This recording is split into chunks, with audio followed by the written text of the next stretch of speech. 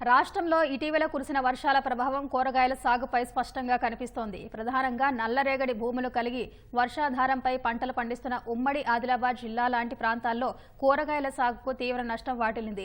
పొలాల్లో నీరు చేరడంతో పత్తి, సోయా పంటలకే కాదు కూరగాయల పైరును చీడపురుగు ఆవరించింది. దీంతో కూరగాయల దిగుబడి పూర్తిగా పడిపోయింది. రైతు బజార్లో మునుపటి సందడి కనిపించడం లేదు.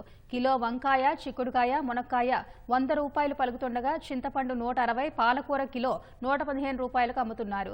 పైరుకు వాడే ఎరువులు, మందుల ధరలు అధికంగా ఉండటం, వర్షాలతో పెట్టుబడి ఖర్చులు రెట్టింపు కావడంతో కూరగాయలకు ధరలు పెంచక తప్పడం లేదని రైతులు ఆవేదన వ్యక్తం చేస్తున్నారు. ధరలు పెరుగుతున్నాయి సార్. ఎందుకంటే వర్షాలతోటి మొత్తం పూత పిందె రాలిపోయి కూరగాయలు తక్కువ వెళ్తున్నాయి. ఇక చూసేట అనిపిస్తుంది 100 రూపాయల కిలో అమ్ముతున్నాయి, ఎంతో సంపాదిస్తున్నాం కానీ 10 వెళ్ళే జాగాలు 2 పెట్టెలు వెళ్తున్నాయి, 2 క్యారెట్లు. మందుల పైసలు వెళ్తలేవు సార్.